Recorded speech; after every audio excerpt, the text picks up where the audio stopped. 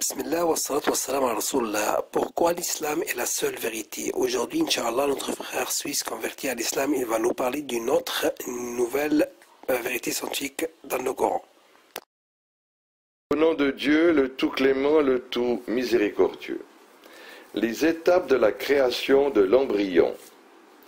Allah exalté soit-il dit dans son livre: qu'avez-vous à ne pas vénérer Allah comme il se doit, alors qu'il vous a créé par phases successives.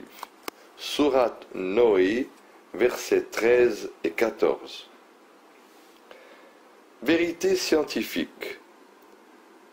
La première personne à étudier les embryons de poulet à l'aide d'une lentille simple fut Harvey, et ce en 1651. Il étudia aussi les embryons de daim.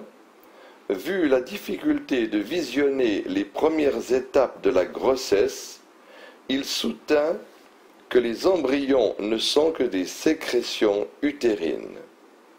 En 1672, De Graaf découvrit des follicules dans les ovaires que l'on appelle encore les follicules de De Graaf. Il constata aussi des cellules dans les utérus des lapines enceintes qui ressemblaient aux follicules susmentionnés. De Graaf en déduit alors que les embryons ne sont aucunement des sécrétions utérines, mais qu'ils viennent plutôt des ovaires.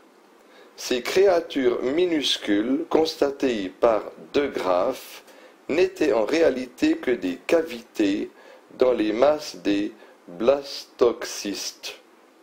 En 1675, Malpighi visionna des embryons dans des œufs de poule qu'il crut exempts du besoin de fécondateur mâle. Il crut que ces embryons étaient des êtres en miniature qui croissent et qui n'évoluent point suivant des étapes. En utilisant un microscope qui était beaucoup plus performant, Hamn et Leeuwenhoek découvrirent en 1677 pour la première fois dans l'histoire le spermatozoïde humain. Mais ils ne comprirent le rôle réel du spermatozoïde dans la procréation. Ils crurent aussi que le spermatozoïde était constitué d'un être humain en miniature qui croît dans l'utérus sans passer au préalable par d'autres étapes de la création. En 1759, Wolff supposa l'évolution de l'embryon de masse primitives qui n'ont pas encore la formation de l'être complet. Vers 1775, l'on clôt le débat autour de l'hypothèse de la création entière initialement, et l'unanimité finit par s'établir sur la création par étapes. Les expériences de Spallanzani sur les chiens corroborèrent l'importance des spermatozoïdes dans la reproduction.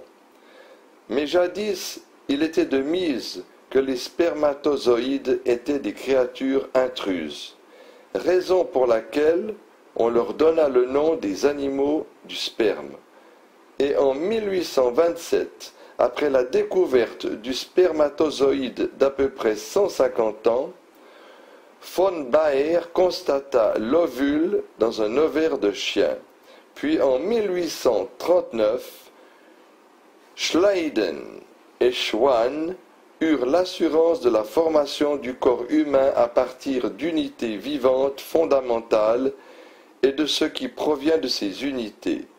L'on donna le nom de cellules à ces unités, après quoi il devint facile de comprendre la réalité de la création de l'homme par étapes. D'abord à partir d'une cellule fécondée qui résulte de l'union du spermatozoïde et de l'ovule. Aspect miraculeux de ce verset.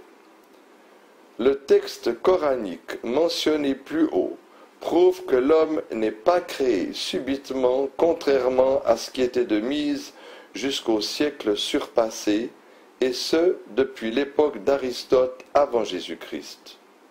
Ces textes coraniques affirment que plutôt que la reproduction humaine se fait par étapes bien déterminées, et ce, pour tout le monde, malgré la différence des races et des générations. L'histoire de l'embryologie témoigne de la confusion qui existait concernant la reproduction humaine, mais le Coran déclare à cet effet, depuis le 7e siècle, que l'être humain ne vient pas subitement à l'existence, mais qu'il passe plutôt par des étapes telles que les étapes de la construction d'un immeuble qui obéit à un plan préétabli.